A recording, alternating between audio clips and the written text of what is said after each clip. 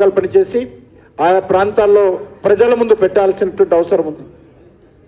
కాబట్టి ఈ రాష్ట్రంలో మనం చూస్తూ ఉన్నాం, తెలంగాణ ప్రజలు ఎంతో ఆరాటపడి పోరాటాలు చేసి తెచ్చినటువంటి తెలంగాణ, ఈ రాష్ట్రాన్ని పరిపాలించినటువంటి కేసీఆర్ గారు పూర్తిగా అది కుటుంబమయం చేయడం జరిగింది.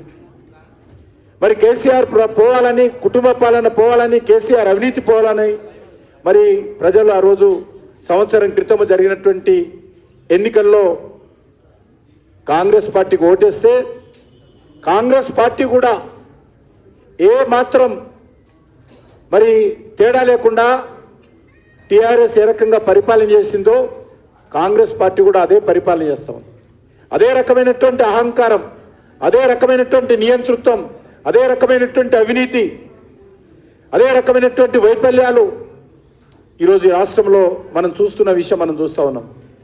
కాబట్టి ఈ రాష్ట్రంలో ఖచ్చితంగా రానున్న రోజుల్లో తెలంగాణ ప్రజలు భారతీయ జనతా పార్టీ వైపు చూస్తున్నటువంటి విషయాన్ని గత పార్లమెంట్ ఎన్నికల్లో మనం చూసాం.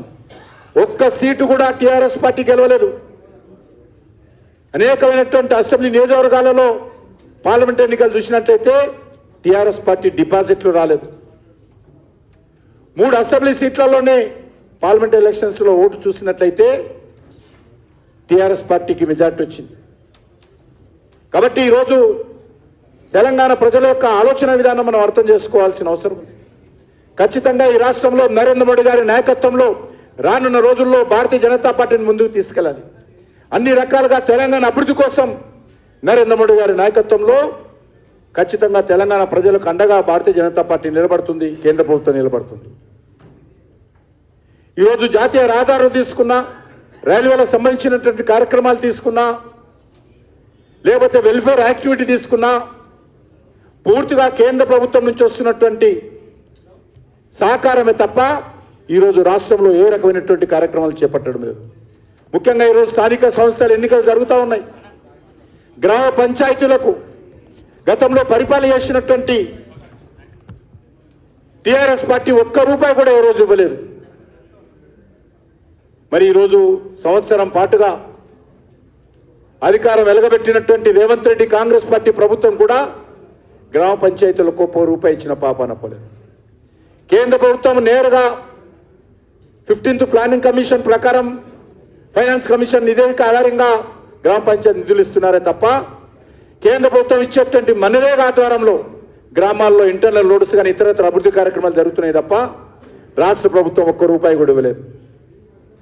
అందుకే ఈరోజు ఈ రాష్ట్రంలో ఏ ఒక్క వర్గం కూడా సంతోషంగా లేదు. అది రైతాంగం కావచ్చు, మహిళలు కావచ్చు, నిరుద్యోగులు కావచ్చు, విద్యార్థులు కావచ్చు, అన్ని వర్గాల ప్రజలు కూడా ఈరోజు అసంతృప్తితో ఉన్నారు. దీన్ని దృష్టిలో పెట్టుకొని మనము రానున్న రోజుల్లో మరి ప్రజలను సంఘటితం చేసి ఒక ఉద్యమ బాట పట్టాల్సినటువంటి అవసరం ఉంది. ఆ దిశలోనే పార్టీని రూపకల్పన చేయాలి. ఈరోజు మనము సంఘటన పార్టీ సంస్థాగత వివరాలు చూస్తూ ఉన్నాం. పోలింగ్ బూత్ స్థాయి నుంచి జాతీయ స్థాయి వరకు కూడా కొత్త కమిటీలు రాబోతూ ఉన్నాయి. కొత్త రక్తం పార్టీలో చేరబోతూ ఉంది. కొత్త నాయకత్వం ఈరోజు గ్రామ స్థాయి నుంచి జాతీయ స్థాయి వరకు కూడా భారతీయ జనతా పార్టీలో రానున్నారు. మన పార్టీ ప్రజాసంబద్ధంగా పనిచేసేటువంటి పార్టీ.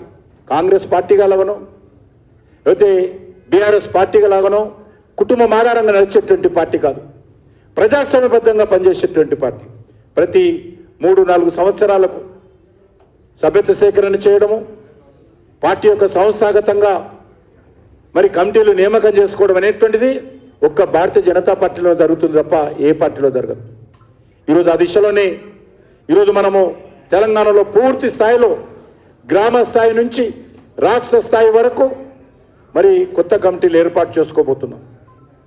రానున్నటువంటి రాజకీయ పరిస్థితి దృష్టిలో పెట్టుకొని, తెలంగాణ భవిష్యత్తును దృష్టిలో పెట్టుకొని మంచి నాయకత్వము పోలింగ్ బూత్ స్థాయి నుంచి, మండల స్థాయి నుంచి, అసెంబ్లీ స్థాయి నుంచి, జిల్లా స్థాయి నుంచి, రాష్ట్ర స్థాయి వరకు కూడా మంచి నాయకత్వం వచ్చే విధంగా మనమందరం ప్రయత్నం చేయాల్సిన అవసరం.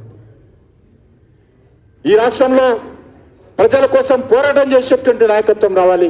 ఆ దిశలోనే మనం గ్రామ స్థాయి నుంచి కూడా ఆ రకంగా పార్టీ నిర్మాణం చేసుకోవాల్సిందిగా ఈ సందర్భంగా కోరుతున్నాను.